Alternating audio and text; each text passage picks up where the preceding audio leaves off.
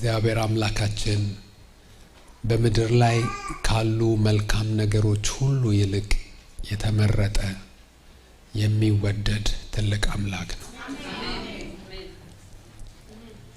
ከፀሐይ መውጫ እስከ መጥለቂያዋ ከጫፍ እስከ ጫፍ ከዳር እስከ ዳር በምድር ሁሉ ላይ ብንሄድ ከኢየሱስ የሚበልጥ ሰው፣ ከኢየሱስ የሚበልጥ ቤተሰብ፣ ከኢየሱስ የሚበልጥ በረከት በምድር ሁሉ ላይ የለም። እሱ ከሁሉ በላይ ነው። እሱ ከሁሉ የሚመረጥ ደግሞ አንድ የሃይማኖት መሪ አይደለም። የሆነ ቦታ ላይ የተቀመጠ ሩቅ ያለ አምላክ ሳይሆን የቅርብ ጌታ ነው። በልባችን ውስጥ የሚኖር በአጠገባችን የሚገኝ ማንም ሰው አጠገባችን ሊሆን በማይችልበት ሁኔታ ውስጥ ካጠገባችን የማይጠፋ የሚታይ የሚሸተት የሚዳሰስ የሚታወቅ እውነተኛ ጌታ ነው። ዛሬ ጠዋት የተሰበሰብነው እሱ እውነተኛ ስለሆነ ከሱ ጋር ህብረት ለማድረግ ነው። በልቤ ይዤ የመጣሁት መልእክት እግዚአብሔር ፍትሃዊ ነው የሚል። እግዚአብሔር ፍትሃዊ ነው። God is just and God is fair. እግዚአብሔር አግባብነት ያለው አምላክ ነው። unfair አይደለም፣ unjust አይደለም። አንዳንድ ሁኔታዎች እንደዛ ሊያስመስሉ ይችላሉ። ምናልባት እግዚአብሔር ፌር ነው ብለን ፍትሃዊ ነው ብለን ስንጀምር መጀመር ያለብን እግዚአብሔር ፍትሃዊ አይደለም ከሚል ሊሆን ይችላል። ምናልባት ግን እግዚአብሔር ፍትሃዊ አይደለም ብዬ ከጀመርኩኝ የቤተ ክርስቲያን መሪዎች ቶሎ ብለው ማይኩን እንዳይቀበሉኝ። እግዚአብሔር ፍትሃዊ አይደለም እንዲሉ ሰዎች የሚያደርጋቸው በጣም ብዙ ነገር በዓለም ላይ አለ። እንደዚሁም በግል ህይወታቸው በዓለም ላይ የሚከናወኑ በጣም ብዙ ኢፍትሃዊ ነገሮች በአገር ደረጃ፣ በአህጉር ደረጃ፣ በቤተሰብ ደረጃ የሚከናወኑ በጣም ኢፍትሃዊ የሆኑ ነገሮችን ስንመለከት ፍትሃዊ አምላክ አለ ወይ ብለን እንድናስብ ያደርገናል። ከዛ ደግሞ የዓለሙ ነገር እኔ አይመለከተኝም፣ የሚያስተዳድረው አምላክ ነው። ከዛም ባለፈ ደግሞ የሚያስተዳድሯቸው ሰዎች አሉ፣ የሚመለከታቸው ይመለከታቸዋል። እኔ የራሴ ኑሮ ነው የሚመለከተኝ ብለው ሰዎች ሲኖሩ በግል ህይወታቸው ከሚያልፉበት ከሚሆነው ነገር በመነሳት በእርግጥ እግዚአብሔር ፍትሃዊ ነው? እግዚአብሔር አግባብነት ባለው መልክ ነው ከሰው ጋር የሚገናኘው ዲል የሚያደርገው ብለው ሲያስቡ እዚህ ጋር እግዚአብሔር ፍትሃዊ አይደለም ብለው እንዲያስቡ የሚያደርጓቸው ነገሮች አሉ። በእርግጥ አይናገሩትም በቃላቸው። በእርግጥ አፍ አውጥተው ቃል አሳክተው ሰው በሚሰማው መልክ አይናገሩትም። የምስጋና መዝሙር ሊዘምሩ ይችላሉ፣ ጸሎት ቤት ሊመጡ ይችላሉ፣ እግዚአብሔር መልካም ነው ብለው ሊናገሩ ይችላሉ። ግን በውስጣቸው እኔ ላይ የደረሰው ነገር ተገቢ አይደለም፣ አግባብነት የለውም፣ ይሄ ኢፍትሃዊ ነው ብለው ሊያስቡ ግን ይችላሉ። የዓለሙን ሁሉ ትተው ወደ ራሳቸው ሲመለከቱ። እኔ ዛሬ መጽሐፍ ቅዱስ ይዤ ስለሆነ የመጣሁት፣ መጽሐፍ ቅዱስ ደግሞ በዋናነት የሚያወራው ስለናንተ፣ ስለኔ፣ ስለማንም ሳይሆን ስለ እግዚአብሔር ስለሆነ ስለ እግዚአብሔር ሲናገር ደግሞ እግዚአብሔር ፍትሃዊ መሆኑን ስለሚናገር እግዚአብሔር ፍትሃዊ መሆኑን ለናንተ ለመናገር፣ ለፍጥረት ሁሉ ለመናገር ነው የመጣሁት። ይሄንን የምናየው በአንድ ቤተሰብ ውስጥ ከሆነው ነገር በመነሳት ነውና ስለዛ ቤተሰብ የሚናገረውን የመጽሐፍ ቅዱስ ክፍል አውጥተን እናነባለን። የሉቃስ ወንጌል ምዕራፍ 1 ከቁጥር 1 እስከ 17 ድምጹን ቀነስ ብታደርጉት በኋላ ላይ የጮኩኝ ስለምመጣ ወይም ድምጼ ስለሚጨምር አትቸገሩም። ሉቃስ ምዕራፍ 1 ከቁጥር 1 እስከ 17 የእግዚአብሔር አምላካችን ቃል እንደዚህ ይላል።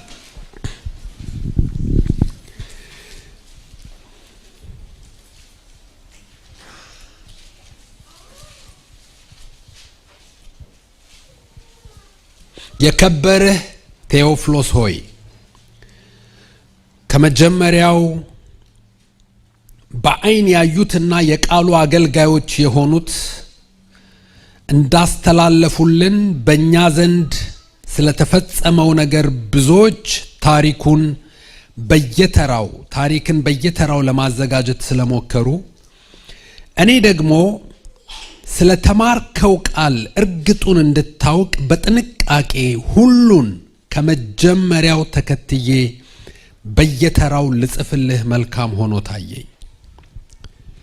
በይሁዳ ንጉሥ በሄሮድስ ዘመን ከአብያ ክፍል የሆነ ዘካርያስ የሚባል አንድ ካህን ነበረ። ሚስቱም የአሮን ልጆች ነበረች። ስሟም ኤልሳቤጥ ነበረ። ሁለቱም በጌታ ትእዛዝና ሕግጋት ሁሉ ያለ ነቀፋ እየሄዱ በእግዚአብሔር ፊት ጻድቃን ነበሩ። ኤልሳቤጥም መካን ነበረች፣ ልጅ አልነበራቸውም።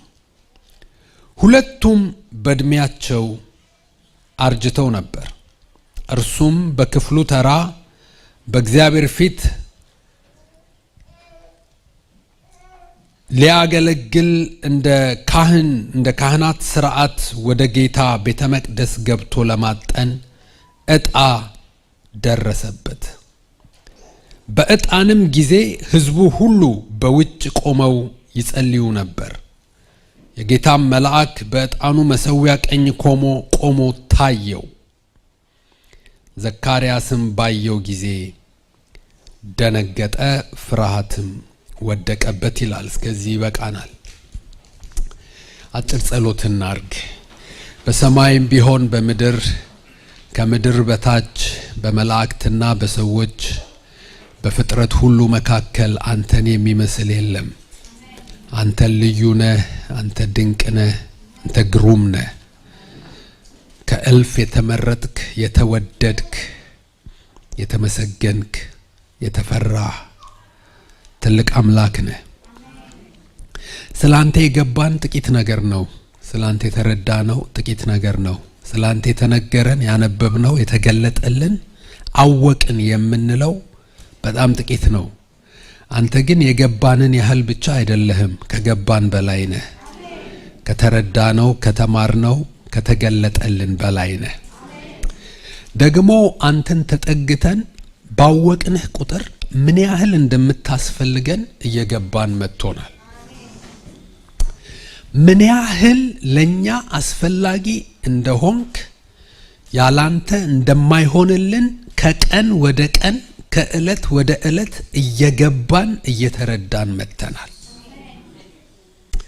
ቀን መጥቶ ቀን በሄደ ቁጥር ካንተ የምንርቅ ሰዎች ሳይሆን በየቀኑ ወደ አንተ የምንቀርብ ሰዎች እየሆንን መጥተናል። እኛኮ ያላንተ ጣፋጭ እንቅልፍ መተኛት የማንችል፣ ያላንተ መሳቅ የማንችል፣ ያላንተ ወተን ድል ማድረግ የማንችል፣ ያላንተ ኤግዚስት ማድረግ የማንችል፣ ለሁሉ ነገራችን የምታስፈልገን ሰዎች ነን።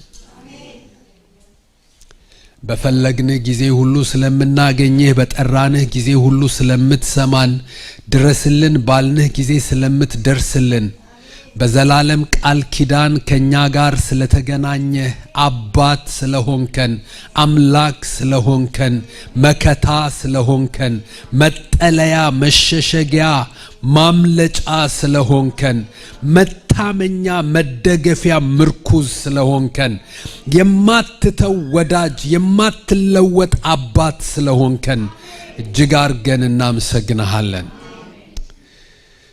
ከአፍህ በሚወጣ ቃል እንጂ በእንጀራ ብቻ ስለማንኖር ከአፈ የሚወጣውን ቃል ለመስማት ተሰብስበናልና ሰማያት በላያችን ላይ ይቀደዱ፣ መጻሕፍት ይከፈቱልን፣ አፍህ ይከፈትልን፣ ቃልህ እንደ ዝናብና እንደ ጠል በላያችን ላይ ይውረድ። ጌታ ሆይ እንወድሃለን፣ እናመሰግንሃለን። ጌታን ማመስገን ፈልጋለሁ በውስጤ ምስጋና አለ የሚል ሰው ከልቡ ከመንፈሱ ለጌታ የሚገባውን ምስጋና ያቅርብለት። አመስግኑት፣ አመስግኑት። ከልባችሁ ከውስጣችሁ አመስግኑት፣ ከመንፈሳችሁ እንደገና አመስግኑት። ሰውለት፣ ይገባዋል። አክብሮት፣ አምልኮት፣ ምስጋና፣ ውዳሴ፣ ቅዳሴ፣ ስግደት፣ መገዛት ለእርሱ ይገባል። አሜን፣ አሜን፣ አሜን፣ አሜን። ይህንን አሁን ያነበብኩትን መልእክት የጻፈው ሉቃስ ነው። ሉቃስ ከነ ጳውሎስ ጋር አብሮ ሲያገለግል የኢየሱስ ክርስቶስን ወንጌል ለሰዎች ለማድረስ የገባውን ነገር ለሰዎች ለማካፈል በበኩሉ በተሰጠው ጸጋና አቅም የጣረ ሰው ነው፣ ያገለገለ ሰው ነው። የሐዋርያት ሥራን የጻፈው እሱ እንደሆነ ታውቃላችሁ፣ ለተመሳሳይ ሰው እና በሐዋርያት ሥራ ላይ እኛ ሄደን አብረን ሆነን ወደዚህ ስንሄድ እያለ ራሱንም ጨምሮ the we phrase የሚባል አለ። እኛ ብሎ በወንጌል ሥራ ላይ የተሰማራ የደከመ ያገለገለ ሰው እንደሆነ ከሐዋርያት ሥራ መጽሐፉ በደንብ አድርገን እንረዳለን። ሉቃስ እግዚአብሔርን የሚያውቅ ሰው ነው፣ እግዚአብሔርን የሚወድ ሰው ነው። ይህንን የሉቃስ ወንጌል የጻፈው በመጀመሪያ ለአንድ ሰው ነው።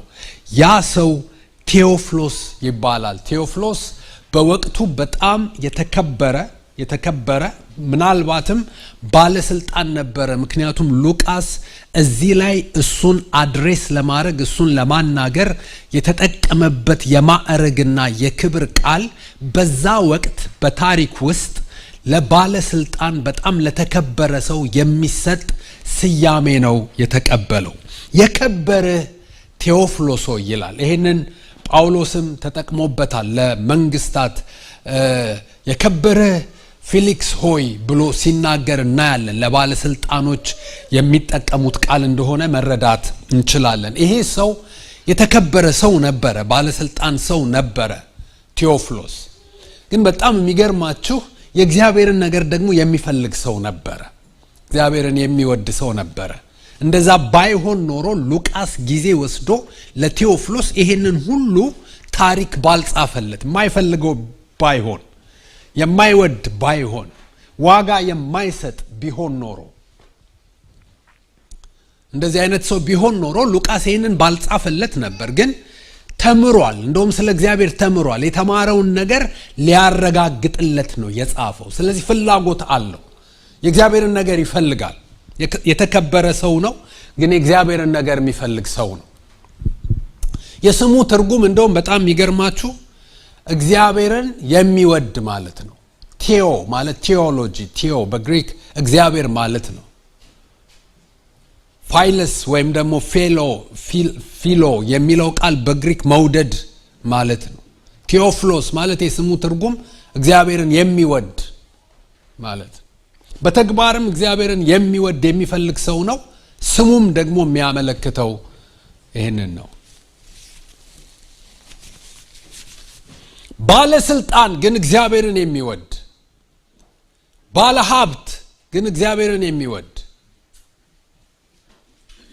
ነገሮች የተመቻቹለት ግን እግዚአብሔርን የሚወድ። በጣም ብዙ ሰዎች በዚህ ዓለም ላይ በችግር ጊዜያቸው እግዚአብሔርን ይፈልጉና በውጥረት ጊዜያቸው እግዚአብሔርን ይፈልጉና ነገሮች በተስተካከሉ ጊዜ ግን እግዚአብሔርን ሁለተኛ ያደርጉታል።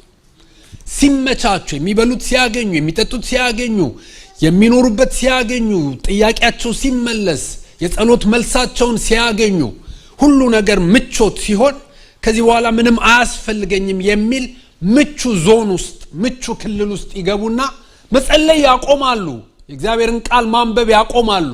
እግዚአብሔርን አንደኛ ማድረግ ያቆማሉ። እግዚአብሔርን መውደድ ያቆማሉ። ባልጸልይም ደስ ብሎኝ መኖር እችላለሁ። እግዚአብሔርን ባልፈልግም በልቼ መኖር እችላለሁ። እግዚአብሔርን ባላገኝም የፈለኩትን ነገር አግኝቼ መውጣት መግባት እችላለሁ የሚል ክልል ውስጥ ይገባሉ። በጣም ትልቅ ውድቀት ነው። ይሄ ሰው ግን ባለስልጣን ነው፣ እግዚአብሔርን ይወዳል። ባለሀብት ነው፣ እግዚአብሔርን ይወዳል። የተከበረ ሰው ነው፣ እግዚአብሔርን ይወዳል። መቼም ቢሆን የተሳካላችሁ ብትሆኑም እግዚአብሔርን የምትወዱ ያድርጋችሁ። ደግሞ እግዚአብሔርን የሚወዱ ባለስልጣኖች ያብዛልን። ብራቸውን ገንዘባቸውን ብቻ ሳይሆን እግዚአብሔርን የሚወዱ ባለሀብቶች ይብዙልን። እግዚአብሔርን የሚወዱ ፕሮፌሽናልስ ባለሙያዎች ይብዙልን።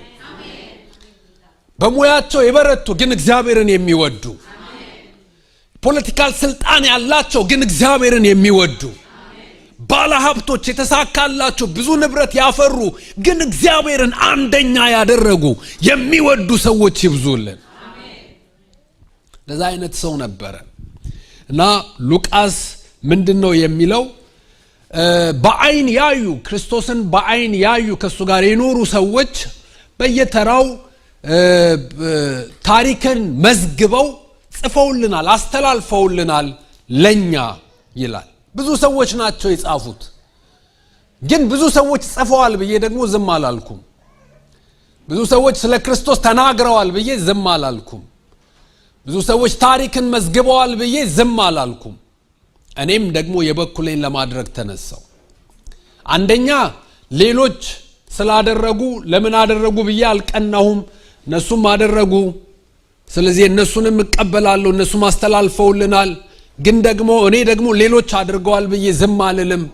አደርጋለሁ፣ እናገራለሁ፣ ስለ ኢየሱስ መሰክራለሁ፣ ስለ ኢየሱስ ያየሁትን እናገራለሁ፣ የተለማመድኩትን እናገራለሁ ነው የሚለው። ብዙዎች ጽፈዋል፣ ግን እኔም ደግሞ ልጽፍልህ ፈለግኩኝ እና ምንድነው የሚለው? ከመጀመሪያው ተከትዬ በየተራው ልጽፍልህ ፈለግኩ ነው የሚለው።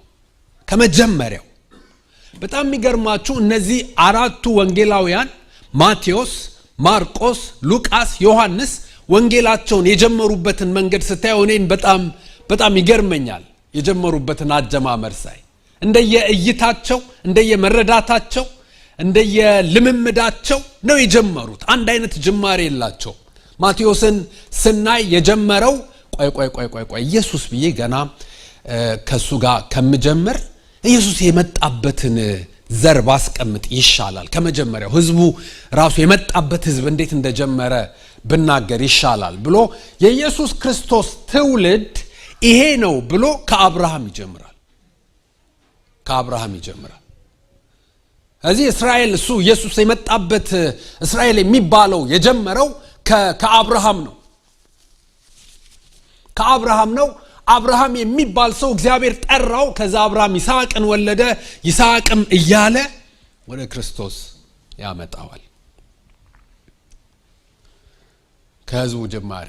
ማርቆስ ደግሞ እኔ ስለ ኢየሱስ ከማውራቴ በፊት ከኢየሱስ ክርስቶስ በፊት መንገድ ከጠረገው ሰው ጀምራለሁ አለ። ከመጥምቁ ዮሐንስ ጀምራለሁ አለ። ማርቆስ ወንጌልን ሄዳችሁ ስታነቡ ምንድነው የሚለው? የኢየሱስ ክርስቶስ ወንጌል መጀመሪያ ይልና የጌታን መንገድ አዘጋጁ ጥርጊያውንም አቅኑ ብሎ የሚጮህ በምድረ በዳ የሚጮህ ሰው ድምጽ ብሎ ከመጥምቁ ዮሐንስ ነው የሚጀምረው። ስለዚህ ነገርን ከጅማሬው የመጀመር ከተያያዥ ነገሮች የመጀመር ዝንባሌ ታያላችሁ። ከዛ በኋላ ሉቃስ ደግሞ ከመንገድ ጠራጊው ሳይሆን መንገድ ጠራጊው ራሱ እንዴት ወደዚህ ምድር እንደመጣ መተረክ አለብኝ። ምክንያቱም የሷ መጣጥ ራሱ በጣም የሚገርም ነው።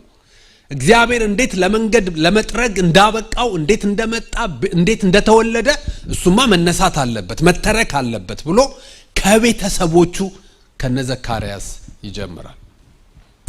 ዮሐንስ ደግሞ የጻፈላቸውም ሰዎች ትንሽ ፍልስፍናም የሚቃጣቸው ሰዎች ስለነበሩ ሲጽፍላቸው እኔ ከመንገድ ጠራጊውም አልጀምርም፣ ከቤተሰቦቹም አልጀምርም፣ ከእስራኤል ሕዝብ ጅማሬም አልጀምርም፣ እንደውም ከሰው ጅማሬም አልጀመረም መጀመሪያ የሌለው አምላክ ነው ብዬ ጀምራለሁ አለ። በመጀመሪያ ቃል ነበረ፣ ቃልም በእግዚአብሔር ዘንድ ነበረ፣ እሱ ራሱ ቃል ነበረ ብሎ ጅማሬ የሌለው አምላክ፣ መጀመሪያ የሌለው አምላክ፣ የነበረ ያለ የሚኖር አምላክ አድርጎ ይጀምረዋል። ከፍጥረት በፊት የነበረ ጅማሬ አልባ መድህን አድርጎ ይናገራል። ከነዚህ ሰዎች ምንድነው የምንማረው? አንድ ነገር ለመረዳት አንድ ነገር ለመተረክ ስንጀምር እንዲሁ ከመሃል አንጀምር ነው። ከመሃል አትጀምሩ የሚል ትምህርት እናገኛለን። እኔ ባለውበት ከተማ አንድ ምሳሌ ያለ ነገርን ከስሩ ውሃን ከጥሩ ይላሉ። ለብዙ ነገሮች መፍትሄ ለማምጣት ሰው ከፈለገ ከመሃል መጀመር የለበትም። ትክክለኛውን ነገር መረዳትና መፍትሄ ማምጣት ከፈለገ ከስሩ ነው መጀመር ያለበት። ከመጀመሪያው ነው መረዳት ያለበት፣ ከመነሻው ማወቅ። ብዙ ጊዜ በሰዎች ግንኙነት ውስጥ ጊዜ ሰጥተን ከመጀመሪያው ስለማናጠና ከመሃል ስለምንጀምር ስለምንሰላች ብዙ ነገር ይወሳሰብብናል።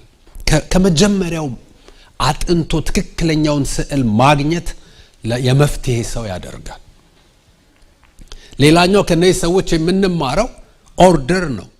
በቅደም ተከተል በስርዓት ነገሮችን ከመጀመሪያው ጀምሬ ተከትዬ ደረጃ በደረጃ እንዴት እንደሆነ እስከመጨረሻው ከመጀመሪያው እስከመጨረሻው በቅደም ተከተል ጻፍኩልህ ይለዋል። ኦርጋናይዝድ የሆነ ሰው ነበረ። የተዘበራረቀ አልነበረም አቀራረቡ፣ ዕውቀቱ፣ ግንኙነቱ፣ ያደረገው ኮሚኒኬሽን ኦርጋናይዝድ ነበረ። መልክ ያለው ልትረዱት የምትችሉ አቅጣጫ ያለው ወደ ሆነ ነጥብና ውጤት የሚያመጣ ነበረ። ቅደም ተከተል ማወቅ። እዚህ ሀገር መታችሁ አንድ የምትማሩት ነገር ኦርደር ነው።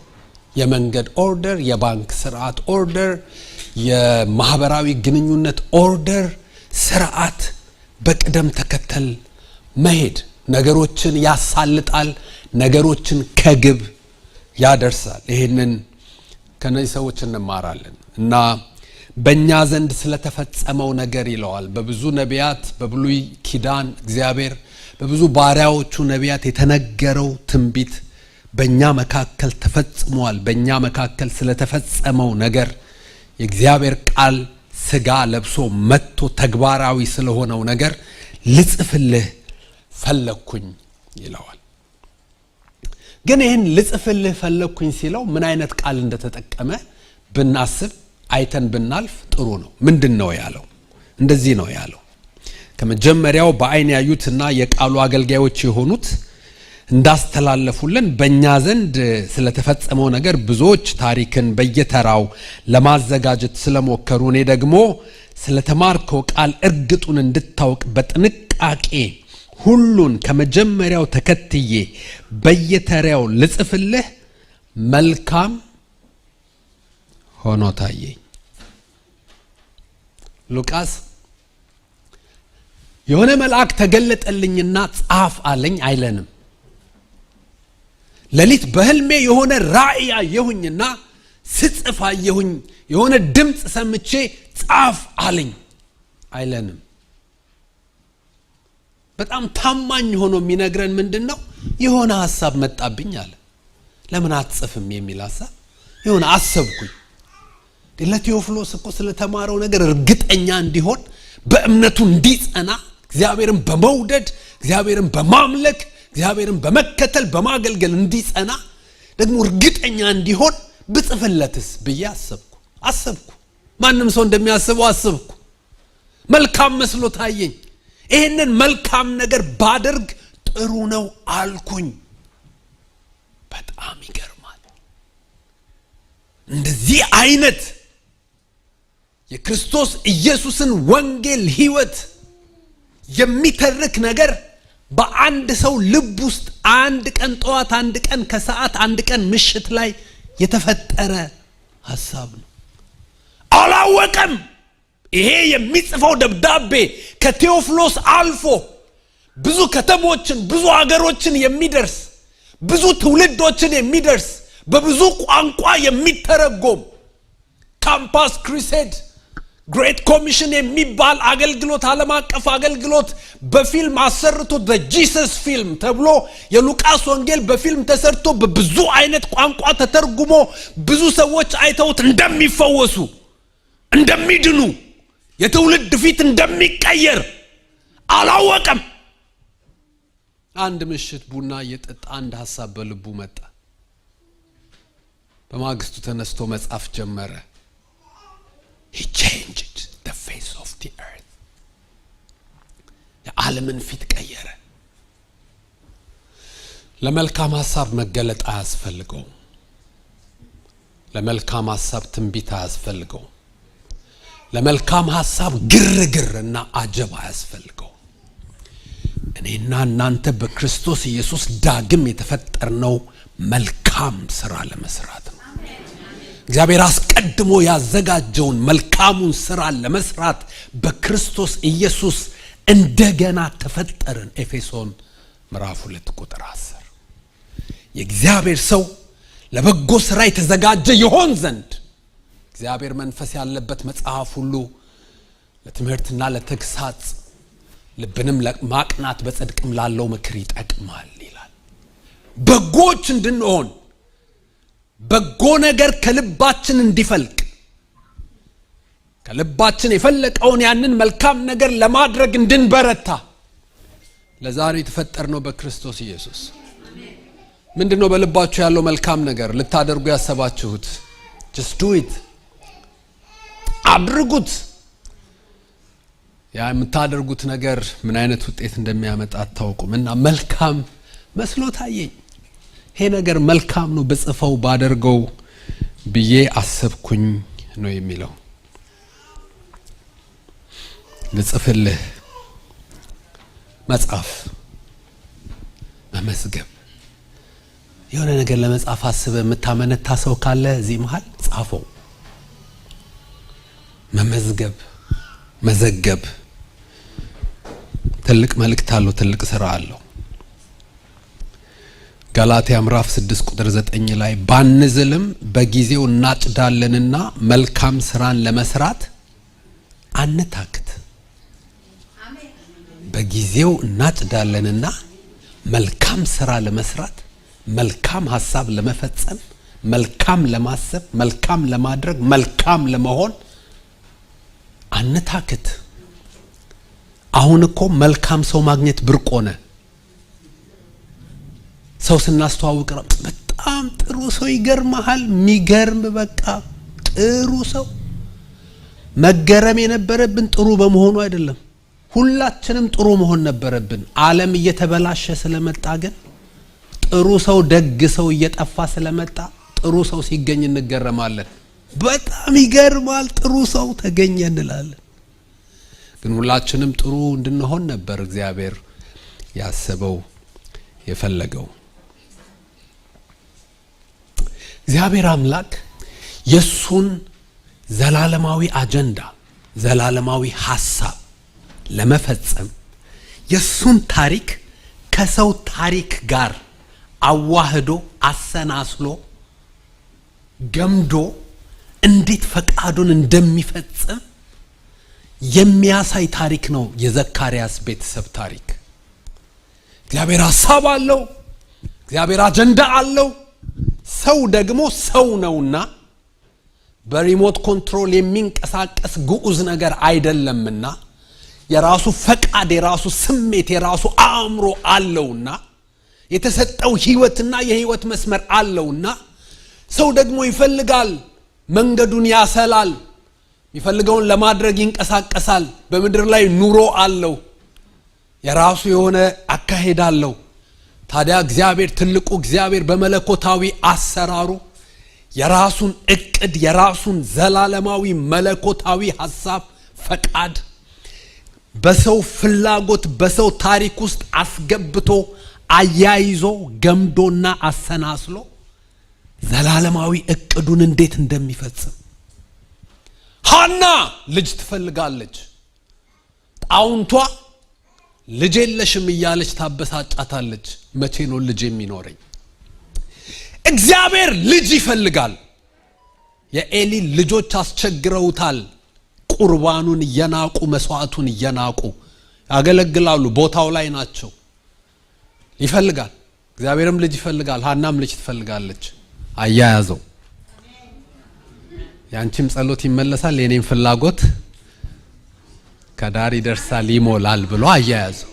ባንተ ታሪክ ውስጥ የራሱን ታሪክ የሚያስገባ ያንተን ታሪክ የራሱ ታሪክ የሚያደርግ መለኮታዊ አሰራር አካሄድ ያለው ሕያው አምላክ ድንቅ አምላክ አለ። ሃሌሉያ አለ።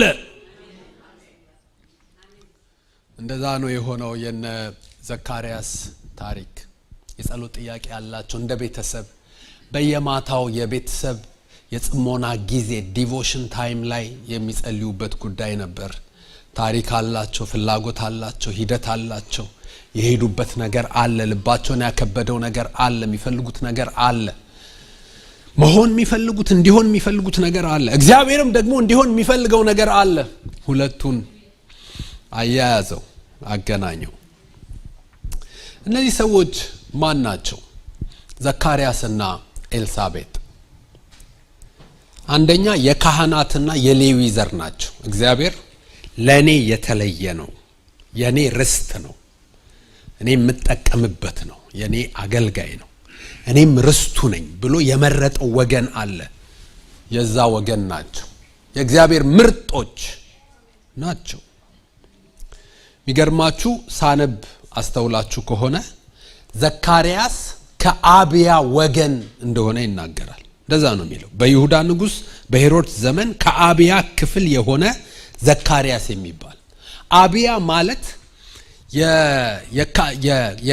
የካህናት የሌዊ ዘር የእግዚአብሔር አገልጋዮችን በ24 መሪዎች ስር ከፋፍለዋቸው ነበር። ይሄንን የነህምያ መጽሐፍ ላይ አንደኛ ዜና መጽሐፍ ላይ ስታጠኑ ታገኙታላችሁ በግልጽ 24 አባቶች ሽማግሌዎች አባቶች አድርገው በዛ ከፋፈሉትና በወገን ኦርጋናይዝ ለማድረግ ለማደራጀት ለመረዳት እንዲያመቻቸው አድርገው ከፋፍለውታል። ከ24ቱ አባቶች መካከል አንዱ አብያ ነው። የአብያ ክፍል ነው ዘካርያስ። በዛ መስመር ውስጥ ያለ ሰው ነው። እሷም ብትሆን የአሮን ልጆች ነች። ከአሮን ልጆች መካከል የሆነች ኤልሳቤጥ ይላል። የካህናት ዘር ናቸው፣ የአገልጋይ ዘር ናቸው። ወደ ኋላ እየጠሩ ሲወርድ ሲዋረድ የመጣ የጥንቆላ የድግምት ምናምን እያሉ የሚረግሙት ነገር የላቸው። ወደ ኋላ ሲመለከቱ ጸሎት ነው፣ አገልግሎት ነው፣ ክህነት ነው ያለው በዘራቸው ውስጥ። አባቶቻቸው፣ አያቶቻቸው፣ ቅድመ አያቶቻቸው እግዚአብሔርን እያገለገሉ ነበር። እግዚአብሔርን ለማገልገል ህይወታቸውን የሰጡ ዋጋ የከፈሉ ሰዎች ናቸው በመስመራቸው ሁሉ። ሁለተኛ እነሱ ራሳቸው በውርስ ሳይሆን በአያቶቻቸው ስም ሳይሆን በቅድመ አያቶቻቸው በአባቶቻቸው ስም ሳይሆን እነሱ ራሳቸው በውሳኔያቸው በፈቃዳቸው ደግሞ እግዚአብሔርን ለመከተል ራሳቸውን የሰጡ ጻድቃን ሰዎች ነበሩ። መኪና ለልጅ መስጠት ይቻላል፣ ቤት ማውረስ ይቻላል፣ ገንዘብ ማውረስ ይቻላል። ግን ያ ልጅ የክርስቶስ ለመሆን አንድ ቀን መወሰን አለበት።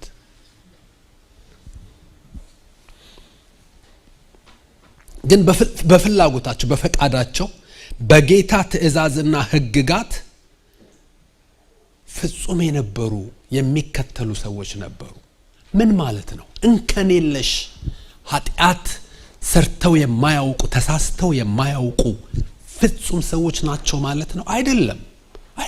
ምክንያቱም መጽሐፍ ቅዱስ ከአንዱ ከእግዚአብሔር ልጅ ከቅዱሱ ብላቴና ከኢየሱስ ክርስቶስ በስተቀር በዚህ ምድር ላይ ኃጢአት የማያውቀው ስህተት ያልሰራ ሰው የለም። ሁሉ ኃጢአትን ሰርተዋል ብሎ ደምድሞ አረጋግጦ ስለነገረን እነዚህ ሰዎች ስህተት አልባ እንዳልሆኑ እናውቃለን። ግን ምን ማለት ነው? ታማኞች ነበሩ። they were honest። ተሳስተው የሚደባብቁ አልነበሩም።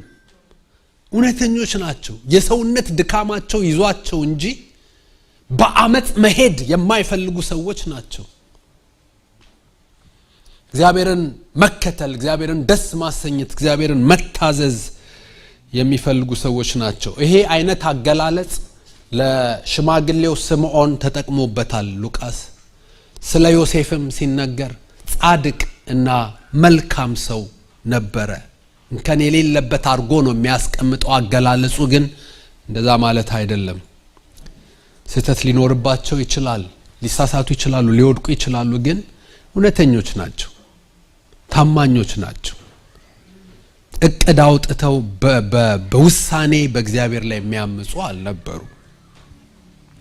በሶስተኛ ደረጃ እነዚህ ሰዎች ልጅ አልነበራቸው የላቸው።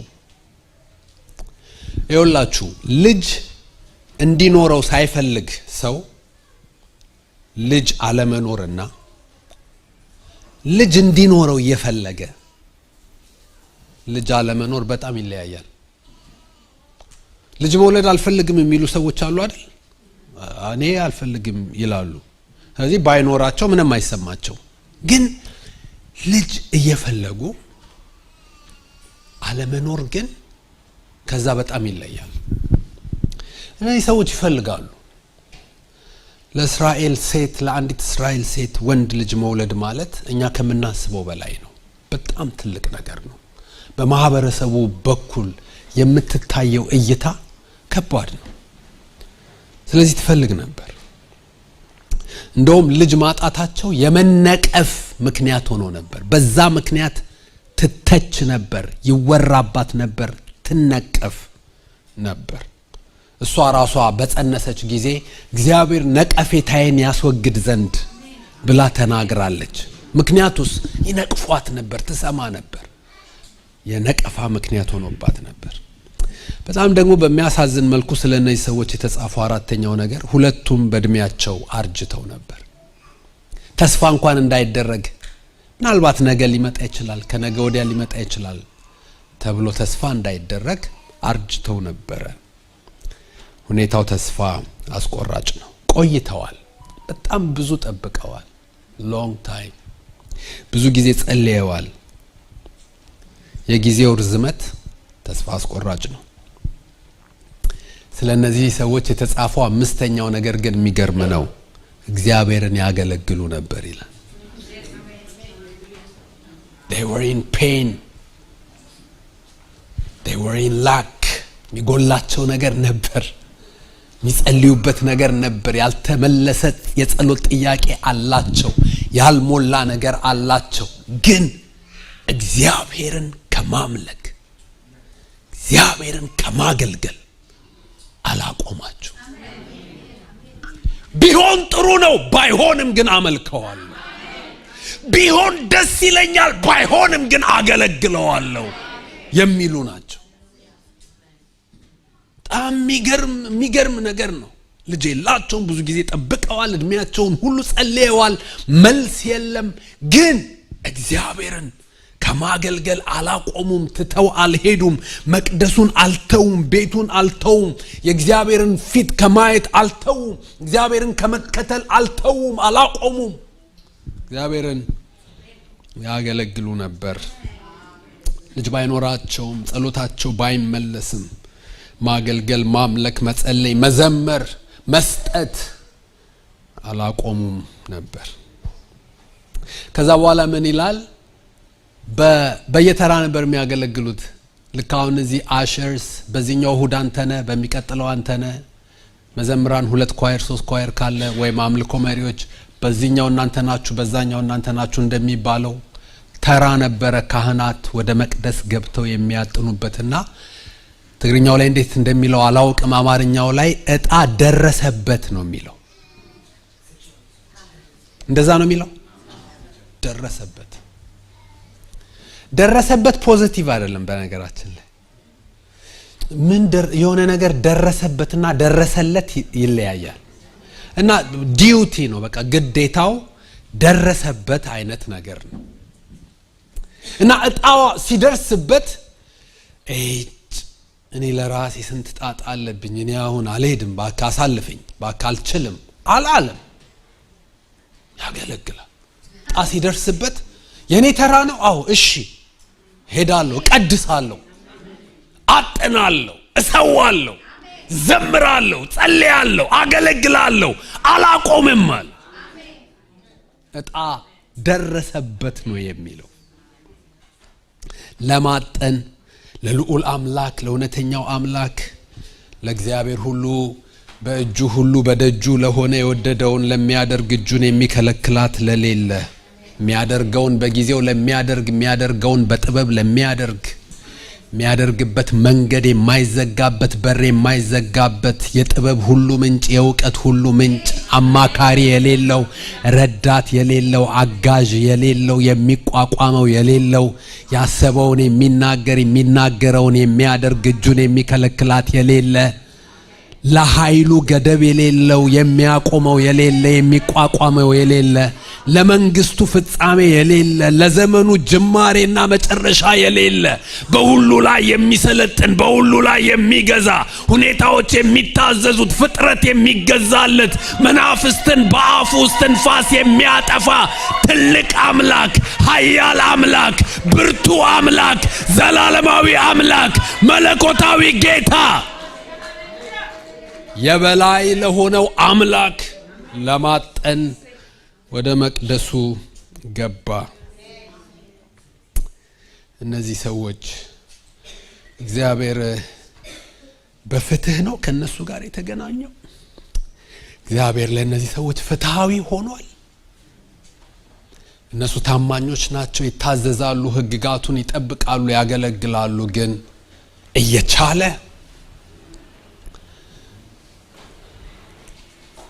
እግዚአብሔር ፍትሃዊ ነው ለማለት ያስቸግራል።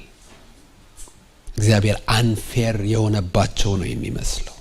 የተዋቸው፣ የበደላቸው፣ የተጠቀመባቸው፣ አድቫንቴጅ የወሰደባቸው ነው የሚመስለው።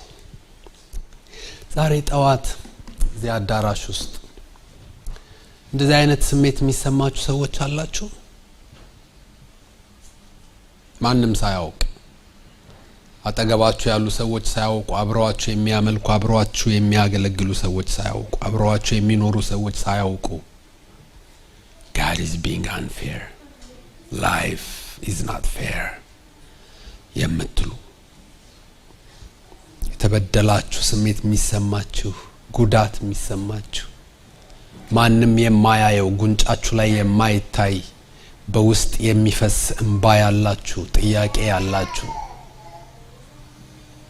ፍትህ ተጓድሏል ብላችሁ የምታስቡ ሰዎች አላችሁ። እኔ በጧት የመጣሁት ዛሬ ለእናንተ ነው። ፕሮግራም ለማድረግ አይደለም የመጣሁት፣ መልእክት ይዤ ነው የመጣሁት። ይሄ ወቅት ከባድ ወቅት ነው። ብዙ ጥያቄ የሚፈጠርበት፣ ብዙ ግራ መጋባት፣ ብዙ ብቸኝነት፣ ብዙ ምጥ፣ ብዙ ማመንታት፣ በዚህ ልሂድ በዛ ልሂድ ምን ላድርግ እንዴት ልሁን የሚባልበት ጊዜ ነው። እኔ ግን ዛሬ መልእክት አለኝ። እግዚአብሔር ኢፍትሃዊ ይምሰል እንጂ እግዚአብሔር በእርግጥ ፍትሃዊ ነው። እግዚአብሔር ጻድቅ አምላክ ነው። እግዚአብሔር እውነተኛ አምላክ ነው። እግዚአብሔር የሚያደርገውን የሚያውቅ አምላክ ነው። መቼ እንደሚያደርግ እንዴት እንደሚያደርግ ቤት በኩል እንደሚያደርግ የሚያውቅ ለማድረግ ሲነሳ የሚያቆመው የሌለ አቅም የማያንሰው ኃይል የማያጥረው ብርቱ አምላክ ነው። እውነተኛ አምላክ ነው። ጻድቅ አምላክ ነው። አምላካዊ መልስ የሚሰጥ እውነተኛ አምላክ ነው። የነሱን የጸሎት ጥያቄ ከራሱ የከበረ የላቀና ዘላለማዊ እቅድ ጋር አያይዞት እንጂ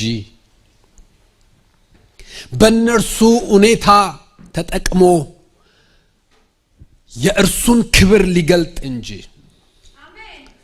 እርሱ ከብሮ አብሮ ሊያከብራቸው ፈልጎ እንጂ ኢፍትሃዊ ሆኖ አይደለም። ለዚህ ነው እንጂ ኢፍትሃዊ ሆኖ አይደለም። ምን ሆነ የታሪኩ መጨረሻ? እሱን ነግሬያችሁ እንጸልያለን። የነዚህ ሰዎች ሁኔታ ምን ሆነ? ታሪካቸው ምን ሆነ? በምን ተደመደመ? አንደኛ ለካ ያን ቀን እጣ ደርሶበት ሳይሆን ደርሶለት ነው። ደረሰበት የሚባለው ነገር ቀይሮ ደረሰለት የሚያደርግ አምላክ ያደርጋል። የደረሰበት ነው የሚመስለው ዲዩቲ፣ ኃላፊነት፣ ሸክም የሆነ ነገር ደረሰበት፣ ማይመች ነገር ደረሰበት፣ ደስ ማያሰኝ ነገር ደረሰበት የተባለውን ነገር አረ ደረሰለት እንጂ አድርጎ የሚቀይር አሰራር ያለው አምላክ ነው። ደርሶበት ነው። ስፍራውን ሳይለቅ፣ ቅንነቱን ሳይጥል፣ ታማኝነቱን ሳይተው፣ ትጋቱን ሳያጣ በክፍሉ ተራ ሲተጋ የበረከት ተራ አገኘው። የአገልግሎት ተራ ብቻ አልነበረም የወጣለት፣ የበረከት ተራ ነበር የወጣለት። ያ ቀን የሚጎበኝበት፣ ያ ቀን የብዙ ነገር ጥያቄ መልስ የሚያገኝበት ቀን ነበረ። የክፍሉ ተራ የአገልግሎት እጣውን ሲቀበል የጸሎቱ መልስ እጣ ደረሰለት። እጣ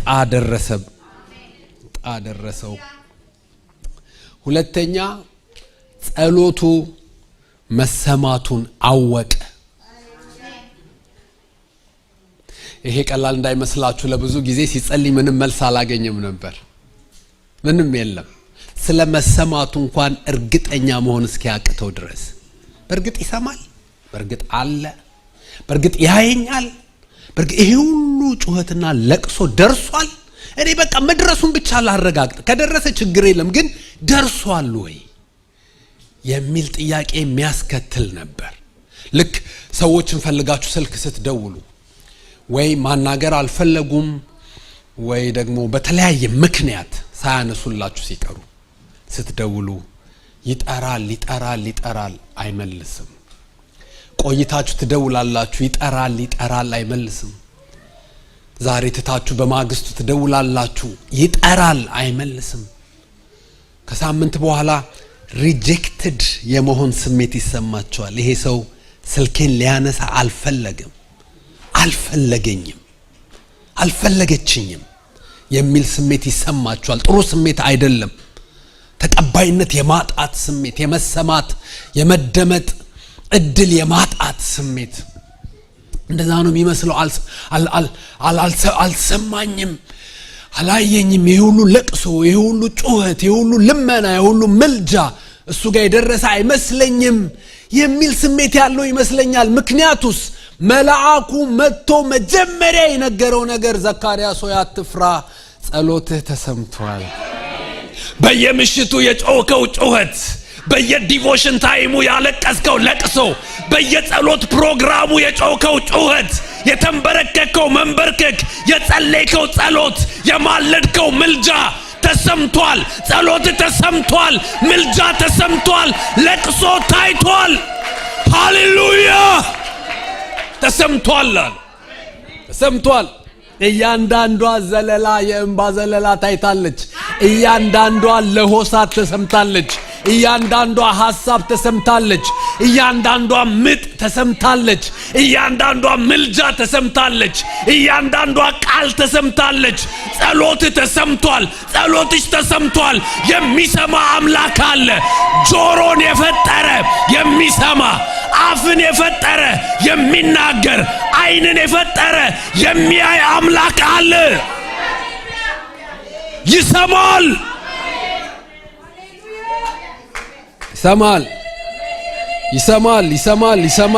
ይሰማል። አብርሃም ጥያቄ ነበረው በእግዚአብሔር ፊት ሁልጊዜ የሚጮህበት እና በሳራ ምክር ምክንያት መንገድ አሳብሮ የሆነ ልጅ ተወለደ ከእግዚአብሔር ፈቃድ ውጪ በሆነ ታሪኩን ታውቃላችሁ። ከዛ ምን ብለው ሰየሙት? ኢስማኤል አሉት። ምን ማለት ነው? እግዚአብሔር ይሰማል ማለት ነው። በሰጠን የተስፋ ቃል መሰረት የጸለይነው ጸሎት አልተሰማም። እኛም ጊዜያችን እያለፈ ነው። ጊዜ እየሄደብን ነው። እያረጀን ነው። የሳራም ማህፀን ሙት የሆነ ነው። እኔም እየሸመገልኩኝ ነው። እግዚአብሔር የሰማን አይመስለኝም ብለው ለሚሉ ሰዎች እስማኤል የሚል ስም በጣም ከባድ ነው። ሲጠሩት እኮ ቤት እግዚአብሔር ይሰማል ነው የሚሉት። እስማኤል ብለው ሲጠሩት የት አለ እግዚአብሔር ይሰማል፣ እግዚአብሔር ይሰማል ናስኪ። በኋላም ቆይተው እግዚአብሔር ይሰማል። ህይወታቸው ላይ ግን ያልተሰማ ነገር አለ፣ ያልተሰማ የሚመስል ነገር አለ። ግን ልጁን እግዚአብሔር ይሰማል ብለው ሲጠሩ ያስታውሳቸዋል። አዎ ወንድሜ ሆይ እህቴ ሆይ ዛሬ ልናገር የመጣሁት እግዚአብሔር ይሰማል፣ እግዚአብሔር ይሰማል፣ እግዚአብሔር ይሰማል፣ እግዚአብሔር ይሰማል። ጸሎትን ይሰማል፣ ጩኸትን ይሰማል፣ መቃተትን ይሰማል፣ ምልጃን ይሰማል፣ ልመናን ይሰማል፣ ምስጋናን ይሰማል፣ ዝማሬን ይሰማል፣ አምልኮ ይሰማል። እግዚአብሔር ይሰማል፣ እግዚአብሔር ይሰማል፣ እግዚአብሔር ይሰማል፣ እግዚአብሔር ይሰማል። ሃሌሉያ! እግዚአብሔር ይሰማል። ለካ ተሰምቷል። ለካ ከንቱ ጩኸት አልነበረም። ለካ ከንቱ ልፋት አልነበረም። የጸሎት ምሽት አለ ያለ ወደ ጸሎት ቤት ሄዶ ሲጸልይ፣ የጸሎት ጓድ አገልግሎት አለ ያለ ሄዶ ሲደፋ፣ የጸሎት ፕሮግራም አለ ያለ ሄዶ ሲደፋ፣ ያዳር ጸሎት አለ ያለ ሄዶ ሲደፋ፣ የቤት ውስጥ ጸሎት አለ ያለ ሲደፋ፣ ሌሊት ከእንቅልፉ በ3 ሰዓት በ4 ሰዓት ተነስቶ ፍጥረት ሁሉ በተኛበት ባንቀላፋበት ሰዓት ተደፍቶ ሲጮህ ሲያለቅስ ለካ ይሰማል፣ ለካ ይሰማል። እግዚአብሔር ይሰማል። ሃሌሉያ! ይሰማል፣ ይሰማል፣ ይሰማል። ከዛ ምን ሆነ ጸሎት ተሰምቷል ካለው በኋላ አስደናቂ ተአምር ሆነ ነገረው። አሁን ተአምር ሊሆን ነው በህይወት አለው። የሚያስቀና ነገር ሊሆን ነው። የሚያስገርም ነገር ሊሆን ነው። የሚያነጋግር ነገር ሊሆን ነው በህይወት አለው። እንደዛ ነው ያለው። እናንተ ወዳጆቼ ልጅ መውለድ ብቻውን አያስደንቅም። ምክንያቱም በጣም ብዙ ሰዎች በዓለም ላይ ይወልዳሉ። አሁን ራሱ እኛ እዚህ ሆነን ሆስፒታል ውስጥ አሁን እየወለደች ያለች ሴት ልትኖር ትችላለች። ዜና ላይ አይወጣም ምንም። ተወለደ ሲባል ወለዱ፣ እሺ መቼ ነው ሄደን የምናያቸው ነው እንጂ የሚባለው ያን ያህል ተወለደ ብለን አንገረምም። ይሄ የሚያስገርም ሆነ። እንደ ማንኛውም ሰው ነው የሆነው፣ ግን የሚያስገርም ነው። ማንም ሰው እንደሚወልደው ነው የወለዱት፣ ግን አስገራሚ ነው። ከእግዚአብሔር የሚመጣ ነገር እንዲህ ነው የሚሆነው። ኖርማል ለማንኛውም ሰው እንደሚሆነው ሊሆን ይችላል፣ ግን የሆነ ነገር አለበት። መለኮት አለበት፣ የእግዚአብሔር እጅ አለበት፣ የእግዚአብሔር ባርኮት አለበት፣ የእግዚአብሔር ሞገስ አለበት፣ የእግዚአብሔር ክብር አለበት። አስገራሚ ነገር ሆነ፣ አስገራሚ ነገር ሆነ። ነቀፋ የሚያስወግድ ነገር ነው። እድለኞች ናቸው የሚያስብል ነገር ነው። የተበደሉ ሳይሆን የታደሉ የሚያስብል ነገር ነው። ከጥቂት ጊዜ በፊት የተበደሉ ተደርገው ነበር የሚያስቡት። በእግዚአብሔር የተተዉ፣ በእግዚአብሔር የተረሱ፣ በእግዚአብሔር የማይሰሙ ተደርገው ነበር የሚቆጠሩት። ነቀፋ ነበረባቸው። እነሱን ባላረገኝ የሚባሉ ሰዎች ነበሩ። እንኳን እነሱን እንኳን እሷን አላረገኝ፣ እንኳን ኤልሳቤጥን አላረገኝ፣ እንኳን ዘካርያስን አላረገኝ የሚባሉ ሰዎች ነበሩ። አሁንስ ምን ነው እሱም በሆንኩኝ። እግዚአብሔር የሚሰራበት፣ እግዚአብሔር የሚሰማው፣ እግዚአብሔር ታምር የሚያደርግለት፣ እግዚአብሔር የሚገናኘው፣ እግዚአብሔር የሚመጣለት፣ እግዚአብሔር እንባውን የሚያብስለት የሚያስቀና ነገር ሆነ። መነጋገሪያ ነገር ሆነ። እድለኞች ናቸው የሚያስብል ነገር ሆነ። ነቀፋ የሚያስወግድ ነገር ሆነ። ከዛስ ቀደም እንዳልኳችሁ የነሱ የጸሎት መልስ ከእግዚአብሔር ዘላለማዊ አጀንዳ ጋር ተሳሰረ። ምክንያቱም ከነሱ የተወለደው ልጅ የነሱን ልጅ የማግኘት ፍላጎት ብቻ የሚሞላ ሳይሆን የእግዚአብሔርን ዘላለማዊ አጀንዳ የሚፈጽም ሆኖ ተገኘ። ምን አይነት ልጅ ነው የተወለደው? መጽሐፉ እንደዚህ ይላል፣ በመወለዱ ብዙዎች ደስ ይላቸዋል። ኤልሳቤጥ፣ ዘካርያስ ካንቺ የሚወለደው ልጅ ሲወለድ እናንተ ብቻ አይደለም ደስ የሚላችሁ፣ የሰማ ሁሉ ይፈነድቃል፣ የሰማ ሁሉ ይፈነጥዛል። የሁሉም ሰው ደስታ ይሆናል። ሁሉ ሰው እግዚአብሔርን ያመሰግናል። ብዙዎች ደስ ይላቸዋል። ለብዙ ሰዎች ደስታ ይሆናል። ደግሞስ በጌታ ፊት ታላቅ ይሆናል። ቀላል አይሆንም፣ ታናሽ አይሆንም፣ የተናቀ አይሆንም፣ ታላቅ ይሆናል። ገናም በእናቱ ማህፀን ሳለ መንፈስ ቅዱስ ይሞላበታል። ይሄ ነው የተባለው። እስኪወጣ ሰንዴይ ስኩል እስኪገባ አይጠብቅም። እሁድ ላይ መጥቶ ቅድም እንደተጸለየላቸው ልጆች እስኪጸለይ አይጠብቅም። አንድ አገልጋይ መጥቶ ለመንፈስ ቅዱስ ሙላት ጸልዮላቸው እስኪሞላ በልሳን እስኪናገር አይጠብቅም። ገና ከጅማሬው ከሆዱ ውስጥ ሆኖ መንፈስ ቅዱስ ይሞላበታል ተባለ። ጠንቀቅ ያለ ሬዲሜድ ያለቀ ልጅ ነው የሚሰጥሽ። እየሄድሽ አገልጋይ ጋር ፓስተር ጋር ነብይ ጋር ምናምን ጫንበት፣ እባክህ ጫንበት፣ እንደው የዚህ ዓለም ክፋት እንዳያገኘው እባክህ፣ እንደው በመንፈስ ይሞላ፣ እንደው በዚህ ዓለም ክፋት ከሚሞላ እንደው እያልሽ አትደክሚም። የተሞላ ልጅ በመንፈስ የተሞላ ልጅ ይወለድልሻል ነው የሚላት። የተሞላ ልጅ ከእስራኤልም ልጆች ብዙዎችን ወደ ጌታ ይመልሳል። ብዙዎችን የተዘጋጁትን ሕዝብ ለጌታ ያሰናዳል። የአባቶችን ልብ ወደ ልጆች፣ የማይታዘዙትንም ወደ ጻድቃን ጥበብ። በሷ ጽንስ ውስጥ ያለው እኮ ነው እንደዚህ የሚባለው። በኤልያስ መንፈስና ኃይል በእግዚአብሔር ፊት ይመላለሳል። እንደዚህ አይነት ልጅ 40 ዓመትስ ቢጠበቅ እንደዚህ አይነት ልጅ ለማግኘት እንደዚህ አይነት ልጅ ለማግኘት ዓመታትስ ቢጠበቅ፣ ወንድሞቼ እናቶቼ፣ እግዚአብሔር ፍትሃዊ ነው። እግዚአብሔር ይጎበኛል። እግዚአብሔር ሁሉን በጊዜው ውብ ያደርጋል። የዛሬ መልእክቴ እግዚአብሔር ፍትሃዊ አይደለም፣ ፍትሃዊ ነው። የሚያደርገውን ያውቃል። እንዴት እንደሚያደርገው ያውቃል። መቼ እንደሚያደርገው ያውቃል። ቤት እንደሚያደርገው ያውቃል። አማካሪ የለውም። የፖለቲካ አማካሪ የለውም። የኢኮኖሚ አማካሪ የለውም። ረዳት የለውም። አጋዥ የለውም።